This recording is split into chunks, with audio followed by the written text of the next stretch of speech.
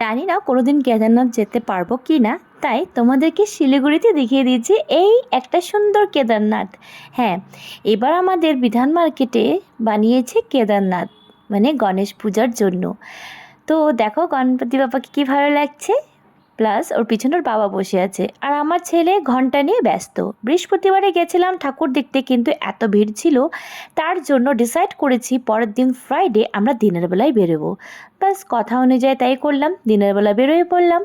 প্রথমে তো আমরা ঠাকুর দেখলাম, তারপরে আমার ছেলে বায়না করছে ও নাকি ডাব খাবে, ওকে ডাব খাওয়ালাম। পৌঁছে গেলাম কাঞ্চনজঙ্ঘা স্টেডিয়াম, যেখানে গণেশ পূজা দারুণ হয়েছে।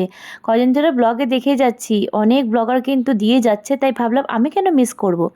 তো আর কি, ঢুকে পড়লাম, ঢুকিয়ে দেখলাম ভিড়টা অনেকটাই কম। দিনের বেলা বেরোয়েছি, আর এখানকার পুজো দেখতে গেলে তোমাদেরকে কিন্তু দিনের বেলায় বেরোতে হবে, মানে আমার জন্য বেস্ট। তো দেখো কি সুন্দর ডেকোরেশন করেছে, দেখে তো বুঝতেই পারছো। আর কি দিয়ে বানিয়েছে একটু বলো তো। তো যাই হোক, এখানে দেখো ভিতরে চলে আসলাম। গণপতি বাবাকে তো দারুণ লাগছে, মানে কি বলবো, ওদেরকে দেখে কিন্তু মনটা ভরে যায়। আর এবার ডিসাইড করেছি দুর্গাপুজো কিন্তু দিনের বেলা দেখবো। হ্যাঁ, তোমরা হয়তো কি ভাবছো, কিন্তু কিছু করার নেই, এই রাত্রেবেলা বেরোনোটা খুবই টাফ হয়ে যায়। আর রাত্রে 11টা 12টা বেরোলে মানে অনেক সারা রাত দেখতে হয়, আর সেটা আমি পারবো না, আমার পক্ষে সম্ভব হবে না, সারা রাত জেগে পূজা দেখা না, পারবো না। তাই ডিসাইড করেছি এবার দিনের বেলায় পুজোটা দেখব। তারপরে আর কি, মেলাতে গেছি, অনেক শাড়ি চুড়িদার, মানে এত এত কালেকশানে এসেছে, দেখেছি ঠিকই কিন্তু কিছু নিইনি। কেন কি এবার আমার ইচ্ছা যে এবার শপিং করব, পুজোর শপিং করব শুধু ঠাকুরের জন্য। আমরা তো সবসময় নিতেই থাকি, আর এবার আমার নেওয়ারও কোনো প্ল্যান নেই, সেটা দেখা যাবে। তাই ভাবলাম এইবার পুজোর শপিং করব, মানে ঠাকুরের জন্য।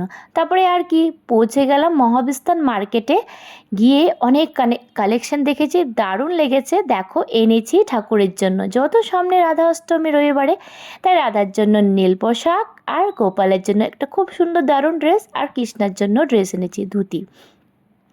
রাধা কিন্তু গাটি কচু আর নীল কালারের পোশাক খুব প্রিয়, তাই ওই অনুযায়ী এনেছি। আর কত গয়না এনেছি দেখতেই পারছো, সত্যি কি কিউট, মানে কি বলবো। যাই হোক, অনেকক্ষণ রেস্ট করার পর রাত্রে 10টা বাজে, তখন আমার বর্মশাই বলল চলো একটু ঘুরেই আসি। আর এখানে আমাদের এখানে মানে রাত কোনো ব্যাপারই না। তো আর কি, কিছু কথা না বলে ব্যাস যেটা পেয়েছে সামনেই সেটা পরে বেরিয়ে গেলাম পুজো দেখতে। আর পুজোর থেকে বেশি আমার লাইটিং দারুণ লাগে দেখতে।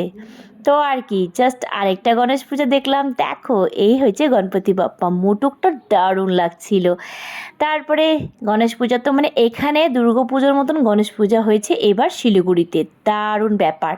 চারিপাশে লাইটিংয়ে লাইটিং, মানুষের ভিড় দেখতে পারলে তো। রাত্রেবেলা 10টার সময় বের হয়েছে, তাও ভিড়। তো এই জন্যই ডিসাইড করেছি যে এবার রাত্রে বেরোবো না, রাত্রে বেরোবো শুধু ডিনারের জন্য। তো যাই হোক, সেটা দেখা যাবে।